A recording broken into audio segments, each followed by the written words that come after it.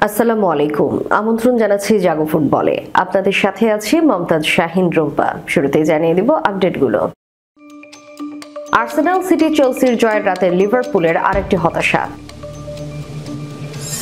হামজাদের জন্য নতুন প্রতিপক্ষ বেছে নিল বাফুফে। চোটপাট দেখিয়ে এখন কৃতকর্মের জন্য ক্ষমা চাইলেন ভিনিসিয়াস। হ্যান্সি ফ্লিকের তরুণ প্রতিভার দিকে নজর পিএসজির। শুনছিলেন শিরোনাম, এবারে বিস্তারিত। জয় পেয়েছে সবকটি বড় দলই। ক্ষমতাচ্যুত হওয়া লিভারপুলই শুধু ব্যর্থতার চক্র থেকে বেরোতে পারল না, সব প্রতিযোগিতা মিলিয়ে সর্বশেষ 7 ম্যাচের 6টিতেই হেরেছে অলরেডরা। কারাবাও কাপের চতুর্থ রাউন্ডে গতকাল রাতে ক্রিস্টাল প্যালেসের বিপক্ষে 3-0 গোলে হেরে টুর্নামেন্ট থেকে বিদায় নিয়েছে লিভারপুল। প্যালেসের হয়ে জোড়া গোল করেন সেনেগালের অ্যাটাকিং মিডফিল্ডার ইসমাইলা সার। বাকি গোলটি করেন পিনো। প্রতিযোগিতার শেষ ঘোষণার অন ম্যাচে ইংলিশ লিগের দ্বিতীয় সারির ক্লাব হার্ডসফিল্ড টাউনের বিপক্ষে 2-0 গোলে জিতেছে ম্যানচেস্টার সিটি। পেপ গার্দিওলার দলের জয়ে গোল করেন ফিল ফোডেন ও সাভিনহো। ব্রাইটনের বিপক্ষে 2-0 গোলে জিতেছে আর্সেনাল। ঘরের মাঠ এমিরেটস স্টেডিয়ামে ইথান নুয়েনেনের গোল এগিয়ে যাওয়ার পর গানারদের ব্যবধান দ্বিগুণ করা গোলটি করেন বুকাও সাকা। 7 গোলের রোমাঞ্চকর ম্যাচে উলভারহ্যাম্পটনের বিপক্ষে চেলসি জিতেছে 4-3 গোলে। আর টটেনহ্যামকে 2-0 গোলে হারিয়ে কোয়ার্টার ফাইনাল নিশ্চিত করেছে নিউক্যাসল ইউনাইটেড। প্রিমিয়ার লিগে গত রোববার ব্রেন্টফোর্ডের বিপক্ষে 2-3 গোলে হেরে যাওয়া ম্যাচের 10 পরিবর্তন নিয়ে প্যালেসের বিপক্ষে মাঠে নামে লিভারপুল। তবে কোচ আর্নে স্লটের এই সিদ্ধান্ত বুমেরাং হয়ে ফিরে আসে বড় হারে। নিজেদের মাঠ অ্যানফিল্ডে প্রায় দ্বিতীয় সারির দল নিয়ে নামা স্বাগতিকরা প্রথমার্ধের শেষ দিকে মাত্র 4 মিনিটের ব্যবধানে 2 গোল হজম করে ম্যাচ থেকে ছিটকে যায়। 79 মিনিটে 10 জনের দলে পরিণত হয় লিভারপুলের কফিনে শেষ পেরেক ঠুকে দেন পিনো। চলতি মৌসুমে একের পর এক হারে বিধ্বস্ত লিভারপুলের পরের ম্যাচ অ্যাস্টন ভিলার বিপক্ষে। লিগের পয়েন্ট টেবিলে ইতোমধ্যে 7 নম্বরে নেমে যাওয়া ইংলিশ জায়ান্ট ক্লাবটি ঘুরে দাঁড়াতে পারবে কিনা সেটাই দেখার। আগামী 13 নভেম্বর জাতীয় স্টেডিয়ামে আফগানিস্তানের বিপক্ষে একটি প্রীতি ম্যাচ খেলার কথা ছিল বাংলাদেশ দলের, কিন্তু আফগানিস্তান আসতে না চাওয়ায় তা বাতিল হয়। তবে হামজা জামালদের প্রতিপক্ষ হিসেবে নেপালকে বেছে নিয়েছে বাংলাদেশ দল। বুধবার এক বিজ্ঞপ্তির মাধ্যমে বিষয়টি নিশ্চিত করেছে বাংলাদেশ ফুটবল ফেডারেশন। নতুন প্রতিপক্ষ হিসেবে নেপালের সঙ্গে মুখোমুখি হবে জামাল হামজারা। বাফুফে কম্পিটিশন কমিটির চেয়ারম্যান গোলাম গাউস বিষয়টি নিশ্চিত করে জানান, আগামী 13 নভেম্বর ঢাকার জাতীয় স্টেডিয়ামে অনুষ্ঠিত হবে এই প্রীতি ম্যাচটি। শুরুতে একই ভেন্যুতে আফগানিস্তানের মুখোমুখি হওয়ার কথা থাকলেও তার হচ্ছে না। এএফসি এশিয়ান কাপ বাছাইয়ে আফগানিস্তানের হোম ম্যাচটি মিয়ানমারের বিপক্ষে বাংলাদেশে আয়োজনের কথা ছিল। এর প্রভাব পড়ে বাংলাদেশ আফগানিস্তান প্রস্তুতি ম্যাচেও, যা পরবর্তীতে বাতিল ঘোষণা করা হয়। অনাকাঙ্ক্ষিত এই পরিবর্তনের পরেই দ্রুত নতুন প্রতিপক্ষের সন্ধানে নামে বাফুফে। অবশেষে নেপালের সঙ্গে প্রীতি ম্যাচের চুক্তি চূড়ান্ত করেছে প্রতিষ্ঠানটি। কোচ হ্যাভিয়ার কাবরেরার অধীনে প্রস্তুতিমূলক অনুশীলনে থাকা বাংলাদেশ দলের জন্য এই ম্যাচই ভারতের বিপক্ষে গুরুত্বপূর্ণ লড়াইয়ের আগে একমাত্র প্রস্তুতির সুযোগ।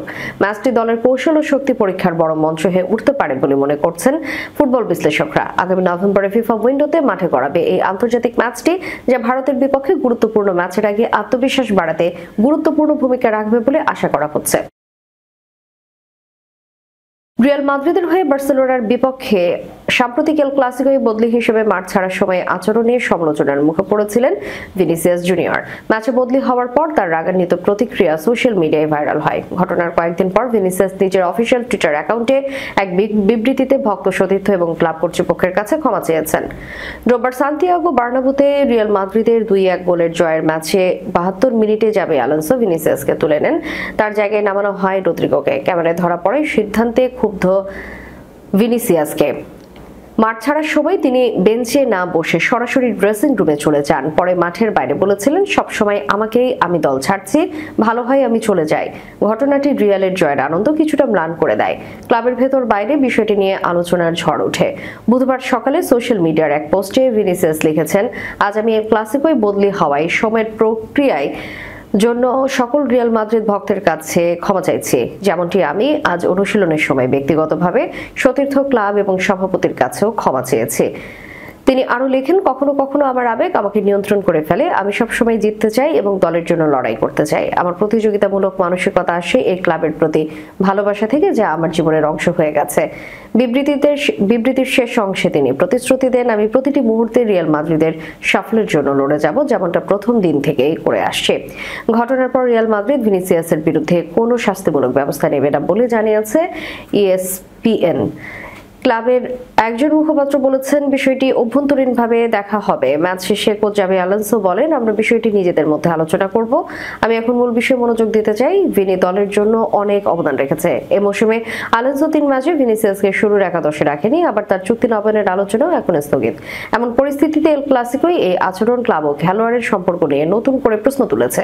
শেষ দিকে বার্সেলোনার খেলোয়াড়দের সঙ্গে সংঘর্ষ জড়িয়ে 5 জন খেলোয়াড়কে কার্ড দেখানো হয়, যার একজন ছিলেন ভিনিসিয়াস। রিয়ালের গোলরক্ষক আন্দ্রেই লুলিনকে কার্ড দেখিয়ে মাঠ ছাড়তে হয়। উত্তেজনাপূর্ণ ম্যাচটি শেষ পর্যন্ত রিয়াল মাদ্রিদের জয় শেষ হলে বিতর্কের কেন্দ্রবিন্দুতে ছিলেন ভিনিসিয়াস জুনিয়র। লা মাসিয়া থেকে উঠে আসা তরুণ ফুটবলার হুয়ান হার্নান্দেজ চলতি মৌসুম পর্যন্ত বার্সেলোনার সঙ্গে চুক্তিবদ্ধ। 28 বছর বয়সের স্প্যানিশ প্রতিভা মৌসুম শেষে ফ্রি এজেন্ট হয়ে যাবেন। সুযোগটি কাজে লাগাতে চায় প্যারিস সেন্ট-জার্মেই। ফরাসি giant club coach Luis Enrique ইতিমধ্যেই নজর দিয়েছেন হার্নান্দেজের দিকে। মুন্দো দেপোর্তিভো এক প্রতিবেদনে জানিয়েছে, হার্নান্দেজের জন্য নতুন লক্ষ্য নির্ধারণ করেছে পিএসজি। নিজেদের মিডফিল্ডের সমস্যার সমাধান এবং দলকে আরও শক্তিশালী করতে চ্যাম্পিয়ন লিগ জয়ীরা যে কোনো মূল্যে দলে ভিড়াতে চায় এই স্পেন তরুণকে। এই মুহূর্তে হ্যান্সি ফ্লিকের অধীনে নিয়মিত অনুশীলনে অংশ নিচ্ছে হার্নান্দেজ। চলতি মাসের বার্সেলোনার স্কোয়াডেও ছিলেন তিনি, যদিও নো ক্যাম্পের মূল দলের হয়ে এখনো অভিষেক হয়নি তার। তবে হার্নান্দেজ যে বার্সার প্রয়োজন তা তার প্রতি ফ্লিকের আগ্রহ দেখেই বোঝা যায়। স্প্যানিশ সংবাদ মাধ্যম তাদের প্রতিবেদনে আরও জানিয়েছে, 2026 সালে 30 জুন পর্যন্ত বার্সেলোনার সঙ্গে চুক্তি হার্নান্দেজের। এখন পর্যন্ত নতুন চুক্তি নিয়ে কোনো সিদ্ধান্ত জানায়নি তার এজেন্ট কিংবা নো ক্যাম্প কর্তৃপক্ষ। এই বিষয়ে চুপ। নির্দিষ্ট সময়ের মধ্যে নো ক্যাম্প কিছু না জানালে হার্নান্দেজ ফ্রি ট্রান্সফার হয়ে পড়লে বিপাকে পড়তে হতে পারে বার্সেলোনাকে। আর এই সুযোগটা কাজে লাগাতে চায় পিএসজি। তারা বেশ আগ্রহী হার্নান্দেজের জন্য। একসময় বার্সেলোনার কোচ ছিলেন লুইস এনরিকে। তার ভালোর জন্য জানায় ক্লাবটির একাডেমি সম্পর্কে। এমনকি তিনি ব্যক্তিগতভাবে হার্নান্দেজকে মনিটরিং করেছেন। পিএসজি কোচ বেশ ভালোভাবেই জানেন হার্নান্দেজ তার কাছে এলে একে তো পিএসজির সুবিধা, তার মধ্যে স্পেন উঠতি তরুণের ভবিষ্যৎ উজ্জ্বল হবে। অর্থাৎ যে কোনো দল চাইলে এই টাকা খরচ করে তাকে দলে ভিড়াতে পারবে। তবে পিএসজির চাওয়া বার্সেলোনার সঙ্গে চুক্তি শেষ হলেই তাকে দলে টেনে নেবে।